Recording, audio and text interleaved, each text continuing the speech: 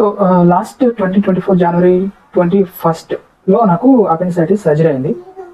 Omni hospital Kurnool, which was fail surgery I will say. అది ఎందుకు fail అయింది, అసలు నేను అక్కడికి ఎందుకు వెళ్ళవలసి వచ్చింది, I will share my entire story in this full video. Do watch full video. I will be covering most of my experience, how I have survived the entire journey, almost a year after failed surgery, and what went wrong, what could have done right, and ఎలా చేస్తే బాగుండేది, ఎక్కడ miss చేశాను, ఎలాంటి జాగ్రత్తలు తీసుకుంటే బాగుండేది. So this is entirely based on my experience. I'm not a medical professional, so this is based on my more of experience and observations through the journey. Okay, so first I will cover what is appendicitis. Appendix అంటే ఏంటి first, అది ఎలా కనుక్కోవాలి. Onset of the symptoms will be, symptoms ఎలా ఉంటాయంటే, లక్షణాలు ఎలా ఉంటాయంటే, విపరీతమైన కడుపు నొప్పి. ఆ కడుపు నొప్పి ఎలా ఉంటుందంటే భరించలేనంత కడుపు నొప్పి. రైట్స్ కుడివైపు రైట్ లోవర్ అబ్డమెన్ లో వస్తుంది. కుడివైపు డొక్కాలనుకో, మన భాషలో మాట్లాడుకోవాలనుకుంటే కుడివైపు వస్తుంది. విపరీతమైన కడుపు నొప్పి వస్తుంది. అంతలా అంటే మెలి తిప్పేస్తుంది. అది వచ్చిందంటే మినిమం 6 to 8 hours ఉంటుంది. మినిమం 6 to 8 hours ఉంటుంది. అది వచ్చిందంటే వితిన్ 24 hours లో you have to work for the surgery. ఖచ్చితంగా వితిన్ 24 hours లో సర్జరీ చేసుకోవాలి. సర్జరీ చేసుకోకపోతే అపెండిక్స్ అనే అవయవము అది బస్ట్ అయిపోయి ఆ చెడు అంతా మిగిలిన దాని చుట్టుపక్కల ఉన్న చిన్నపిల్లలు కానీ పెద్ద పిల్లలు కానీ దానికి సరౌండింగ్స్ ఏవైతే ఆర్గాన్స్ ఉంటాయో వాటికి ఇన్ఫెక్షన్ అవుతుంది. సో అది లైఫ్ థ్రెటనింగ్ సిచ్యువేషన్ అనమాట. సో ఆ లైఫ్ థ్రెటనింగ్ సిచ్యువేషన్ నుంచి ఎలా బయటపడాలి, నేనేం చేశాను అనేది నేను ఈ వీడియోలో ఎక్స్ప్లెయిన్ చేస్తాను. ఓకే, మొదటగా అపెండిసైటిస్ లక్షణాలు ఏ విధంగా ఉంటాయంటే, కడుపు నొప్పి వస్తుంది, విపరీతమైన కడుపు నొప్పి. ఎంత కడుపు నొప్పి అంటే మెలితిరిగి చాలా విపరీతంగా వస్తుంది. ఫీవర్ ఉంటుంది, లైట్ ఇన్ఫెక్షన్ ఉంటుంది, ఫీవర్ వస్తుంది, వామిటింగ్ సెన్సేషన్ ఉంటుంది. ఏం తిన్నా కూడా తినలేవు, అసలు మింగలేవు, తినలేవు, చాలా అన్ఈజీగా ఉంటుంది, అసలు నువ్వేం చేయలేవు. ఇది సిమ్టమ్స్ మినిమం ఒక కడుపు నొప్పి 1 day 6 to 8 hours ఉంటుంది. అట్లీస్ట్ 4 hours ఉన్నా వీ షుడ్ కన్సిడర్. మీకు అంతకన్నా ఎక్కువ ఉందంటే ఇట్ విల్ ఇన్ఫెక్షన్ ఎక్కువ ఉన్నట్టు అనమాట. కడుపు నొప్పి విపరీతంగా వచ్చిందంటే first you should go for the appendicitis diagnosis. Okay, అవి లక్షణాలు. ఆ లక్షణాలు ఎలా ఉంటాయంటే, పెద్ద పేగుకు చిన్న పేగుకు ఇంటర్జంక్షన్ లో చిన్న కుండకంలాగా ఉంటుంది, చిటికెన వేలంతా ఉంటుంది. అది దాంట్లోకి ఈ అవయవం వల్ల ఎలాంటి యూజ్ ఉండదు మన బాడీకి, but still it is a part of body. So ఆ పెద్ద పేగు చిన్న పేగు కలయిక భాగంలో మన బాడీలో జీర్ణాశయం వెళ్ళకే ముందు ప్రొడ్యూస్ అయ్యే వేస్ట్ పెద్ద పేగు నుంచి వెళ్తుంది. పెద్ద పేగులో ఇంటర్జంక్షన్ దగ్గర ఉంటుంది ఆ ఉండకం అనేది, అపెండిక్స్ అనేది. అది ఇన్ఫెక్షన్ వల్ల, లేదా మీకు ఏమైనా కాన్స్టిపేషన్ ప్రాబ్లమ్ అంటే మలబద్ధకం రావడం వల్ల కానీ, కాన్స్టిపేషన్ వల్ల కానీ, both are same, any type of infections కానీ, అది వాపు అంటే ఇన్ఫ్లమేషన్, వాపు వచ్చి విపరీతమైన కడుపు నొప్పి, జ్వరము and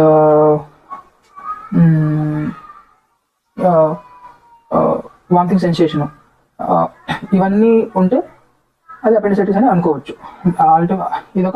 these are the symptoms of the appendicitis.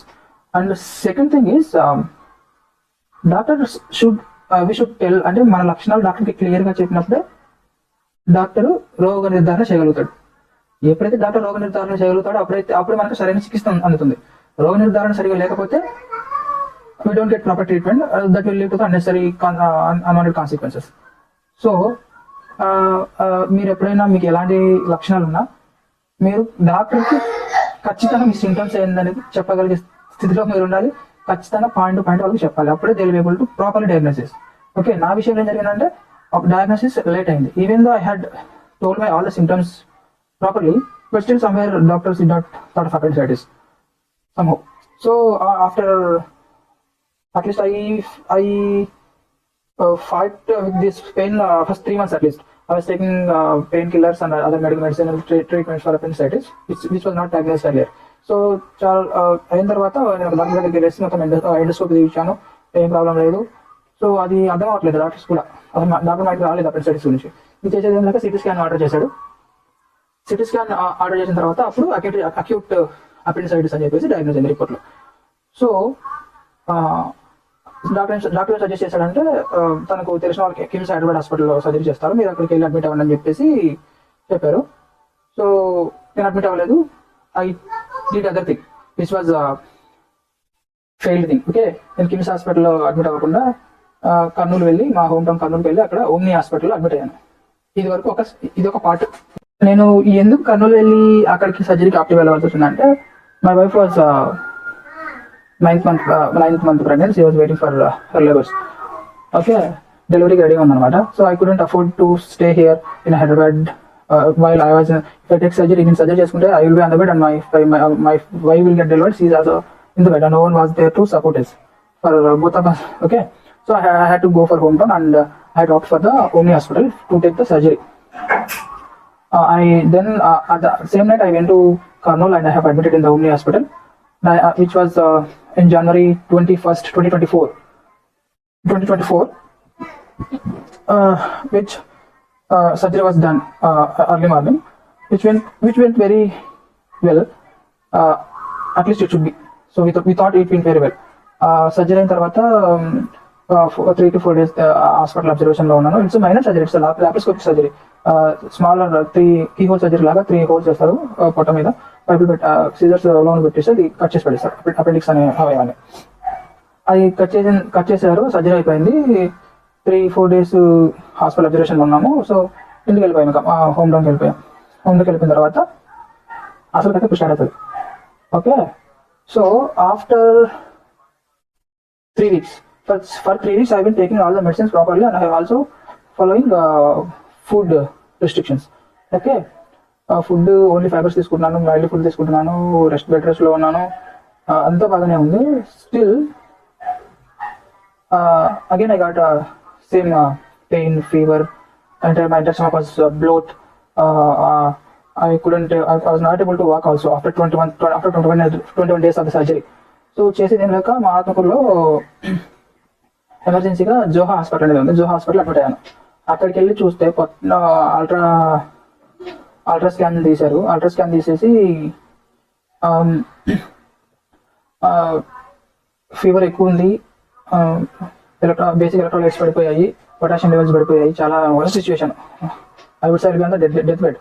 Okay, somehow doctor gave me more antibiotics and he stabilized me. I should give my respect to the doctor who is Mansoor Basha from Zoha Hospital. Okay, he is also one of the laparoscopic surgeons. That's why I opted him for the emergency admission. So 21st day లో అక్కడ admit అయ్యాను. ఇంకా symptoms అయిపోయాయి. ఇంటికి వచ్చాను. Again I'm taking the medicines in sense all are the antibiotics, pain killers and all other medicines which will have huge impact in your body, especially on your kidneys. Okay, అది అయిపోయిన తర్వాత 21st days అయిపోయింది. there are no improvements in my body. I would say improvements ఏం లేవు. Still body పీకపోతుంది, ఎటువంటి improvements లేవు. Medicine తీసుకుంటున్నాను, ఇంకా ఇంటర్వ్యూలు అన్నట్టు ఉందన్నమాట. ఇంకా ఆఫీస్కి వెళ్ళాలి, ఆఫీస్కి అలాగే సర్వే అవుతున్నాను. తర్వాత మళ్ళీ ఫిబ్రవరిలో హాస్పిటల్ అడ్మిట్ అయితే సెకండ్ టైం. జనవరి 21st సర్జరీ అయింది. ఫిబ్రవరిలో ఎమర్జెన్సీ అడ్మిట్ అయ్యాను. అయిన తర్వాత మళ్ళీ ఇంటికి వచ్చిన తర్వాత మళ్ళీ మార్చిలో మళ్ళీ పెయిన్ వచ్చింది. ఇది సెకండ్ టైం. ఆపరేషన్ అయిన తర్వాత సెకండ్ టైం వచ్చింది. ఫస్ట్ టైం ఎమర్జెన్సీకి అడ్మిట్ అయ్యాను, సెకండ్ టైం మళ్ళీ వచ్చింది. అర్థం కావట్లేదు, ఈసారి చేసేది ఏం లేదని చెప్పేసి సర్జరీ చేసిన హాస్పిటల్ దగ్గరికి వెళ్ళాను. సర్జరీ చేసిన హాస్పిటల్ దగ్గరికి వెళ్ళి మళ్ళీ సిటీ స్కాన్ తీసేసి హాస్పిటల్ వాళ్ళతో కూడా వేసుకొని సిటీ స్కాన్ తీపించి అసలు ప్రాబ్లం ఏంటని చెప్పేసి డయాగ్నోస్ చేసుకుంటే సిమ్టమ్స్ ఆఫ్ స్టంప్ అపెండిసైటిస్ అని చెప్పేసి చెప్పారు. అంటే ఆపరేషన్ చేసిన చోట ఇంకా కొద్దిగా మిగిలి ఉండే ఛాన్స్ ఉందని చెప్పేసి సిటీ స్కాన్ రిపోర్ట్లో వచ్చింది. So this is bad thing actually. And నాకు సర్జరీ చేసిన సార్తో మాట్లాడితే ఆయన చెప్పాడంటే, నేను సర్జరీ బాగానే చేశాను, అది కుట్లు లోపల స్టిచెస్ బాగానే వేశాను, మరి ఛాన్స్ ఏం లేదు, లీక్ అయ్యే ఛాన్స్ ఏం లేదని చెప్పేసి చెప్పాడు. అక్కడ మళ్ళీ ఒక 4 days హాస్పిటల్ అడ్మిట్ అయ్యాను. 4 days ట్రీట్మెంట్ తీసుకున్నాను. సిమ్టమ్స్ సబ్సైడ్ అయ్యాయి, ఇంటికి వెళ్ళిపోయాను. So this is the second instance. Okay, in the March second instance. అప్పుడు కూడా ఫుల్ యాంటీబయాటిక్స్, తినలేను, vomitings, full body pains, fever, తినే స్థితిలో లేను, నడిచే స్థితిలో లేను. ఓకే, అదొకటి. అది సెకండ్ ఇన్స్టెన్స్. ఓకే, వచ్చాము. ఇంటికి వచ్చేసి ఇంకా నాకేం అర్థం అవ్వట్లేదు, ఏవేవో ప్రాబ్లమ్స్, ఫుడ్ ప్రాపర్గా తీసుకోలేకపోతున్నాను, ఏం తిన్నా కూడా వంట పెట్టట్లేదు, ఓన్లీ లైట్ ఫుడ్స్ తీసుకోవాలి, బాడీ అంతా వెయిట్ లాస్ అయిపోయింది. 65 kg ఉన్న నేను అసలు 58కి వచ్చేసాను. ఇదంతా తీసుకుంటుంటే ఇంకా చాలా సిచ్యువేషన్ వర్స్ట్గా అయిపోయింది. సిచ్యువేషన్ వర్స్ట్గా అయిపోయింది. సరే ఇంకా మార్చిలో ఇంటి దగ్గరే ఉన్నాను, ఇంకా సెట్ అవుతుంది అనుకుంటున్నాను. మార్చ్, ఏప్రిల్, మే మళ్ళీ ఇంకా 30 days పడితే మళ్ళీ పెయిన్ వచ్చింది. ఇంకా చేసేది ఏం లేక ఈ సిచ్యువేషన్లో వీ కుడెంట్ థింక్ ఆఫ్ ఎక్కడ మిస్టేక్స్ చేసాము, అసలు ఫుడ్ ప్రాపర్గానే తీసుకుంటున్నాము, అలా హెవీ ఫుడ్ అని తీసుకోవట్లేదు అనేది మళ్ళీ ఎందుకు వస్తుందని చెప్పేసి మా ఆత్మకూరులో ఒక రేడియాలజిస్ట్ దగ్గరికి వెళ్ళి మళ్ళీ అల్ట్రాసౌండ్ తీపిచ్చేస్తే సేమ్ ప్రాబ్లం ఉంది, పెద్ద పేగు మొత్తం వాచిపోయిందని చెప్పాడు. అంటే కోలన్, పెద్ద పేగు ఇంగ్లీష్లో కోలన్ అంటారు. That means end of the large intestine. Okay, వాచిపోయింది చివరిలో అని చెప్పాడు. ఇంకా నాకేం అర్థం కాలేదు. ఆల్రెడీ మళ్ళీ పెయిన్ వస్తుంది, ఇంతకీ అది ఎందుకు వస్తుందో డయాగ్నోస్ అవ్వట్లేదు. ఒక్కొక్కరు చెప్తున్నారు. ఇంకొక డాక్టర్ ఏమో it could be TB inside the intestines, అంటే ట్యూబర్క్లోసిస్ ఫర్ ద ఇంటెస్టైన్స్ అని చెప్పారు. Based on symptoms TB test చేస్తే టీబీ టెస్ట్ నెగిటివ్ వచ్చింది. ఓకే, ఇంకొక డాక్టర్ గారు ఏం చెప్పారంటే మీకు ఇంకెక్కడ సమస్యకి పరిష్కారం దొరకదు, మీరు హైదరాబాద్ ఏజ్ హాస్పిటల్కి వెళ్ళి అడ్మిట్ అవ్వని చెప్పేసి చెప్పారు. ఏజ్ హాస్పిటల్కి అడ్మిట్ అని చెప్పేసి వచ్చేసాం. ఇంకా ఆ రోజు రాత్రి మొత్తం ఫ్యామిలీ మొత్తం, అప్పటికి మా వైఫ్ డెలివరీ అయింది, పాప పుట్టింది. 3 months అయింది పాపకి. అప్పటికి ఫిబ్రవరిలో అయింది. సెకండ్ మంత్ థర్డ్ మంత్ సరిగ్గా గుర్తులేదు. కార్ మాట్లాడుకుని హైదరాబాద్ వచ్చేసాను. ఇంకా హైదరాబాద్ వచ్చిన తర్వాత కూడా మళ్ళీ ఒక డైలమా, కొద్దిగా బాగానే అనిపిస్తుంది. హైదరాబాద్ వచ్చేసి ఒక 1 month, ఒక 20 to 30 days స్పెండ్ చేసాము ఇంట్లోనే. బాగానే ఉంది కదా, ఎందుకులే మళ్ళీ సర్జరీ అది అని చెప్పేసి కొద్దిగా తలస్థించుకుంటూ ఉన్నాము. ఇంకా కాదని చెప్పేసి నాకు ఒక సింటమ్ ఉండదు. సర్జరీ అయిన కాడ నుంచి 3rd ఇన్స్టెన్స్ తర్వాత కూడా ఎప్పుడు రైట్ సైడ్లో తిమ్మిర్ లాగా, పెయిన్ లాగా, ఏ తిన్నా కూడా కొద్దిగా షాక్ కొట్టినట్టు, అక్కడ జిమ్ అనిపించినట్టు ఏదో విధంగా ఉండేది రైట్ లోవర్ అబ్డోమెన్లో. అంతేది కాదు. సరే ఇది ఎలాగైనా డయాగ్నోస్ చేసుకొని చెప్పేసి ఆ ఏజ్ హాస్పిటల్కి వెళ్ళి డాక్టర్తో కన్సల్టేషన్ తీసుకొని మొత్తం ఎండోస్కోపీ, కొలనోస్కోపీ అండ్ ట్యూబర్క్లోసిస్ అనేది ఇచ్చాం. ఇక్కడ 2 key points యాడ్ చేయాలి. ఫస్ట్ వచ్చేసి ఏజ్ హాస్పిటల్లో she has also suspected the tuberculosis and given test for the tuberculosis. Okay, which was a good thing. After that I went to the other hospital. See, the problem with the diagnosis is we need to opt for the differential diagnosis. We need to rule out all the possible symptoms and check for the right cause. Okay, where I would suggest age hospitals, they have done doctors were very helpful and they have done the differential diagnosis. Everyone was ruling out their suspections. Okay, then I have told to take the CT angiography. That means they will give one liquid to clean all your intestines. If you take that 2 liters of liquid, they will give to drink within hour span of hour or 1.5 hour. Okay, not hour, 2 hours I guess, I don't remember. And if you drink that entire liquid, you will get all the motion which will clean all your intestines. So దాని తర్వాత అది చేయడం వల్ల మనకేంటంటే మన పెద్ద పేగులు, చిన్న పేగులు కానీ ఉన్నవన్నీ సిటీ స్కాన్లో కనపడతాయి అనమాట. సో అప్పటికి 3 doses అయ్యి సిటీ స్కాన్ రేడియేషన్ డోసెస్. నాకు ఇది 4th dose. నాకు భయం వేస్తుంది, చేసేదేం లేక ఇంకా వెళ్ళాను. సిటీ స్కాన్ తీసుకున్నాము. సిటీ స్కాన్ తీసుకున్న తర్వాత అప్పుడు ఆయన చెప్పాడంటే, డాక్టర్ సిటీ స్కాన్ చేసిన తర్వాత అదే స్టంప్ అపెండిసైటిస్ ఉంది, అది ఆపరేషన్ కట్ చేసిన చోట కొద్దిగా ఇబ్బందిగానే ఉంది, మనము రీడు సర్జరీ చేసుకున్నాము, ఇంకోసారి సర్జరీ చేసుకొని లోపల చూసుకొని అది ఎక్కడైనా ప్రాబ్లం ఉంటే సర్చ్ చేస్తామని చెప్పేసి చెప్పారు ఏజ్ వాళ్ళు. సో ఇప్పటిదాకా part 1 age first surgery part 1, second surgery part 2 కూడా ఉంది.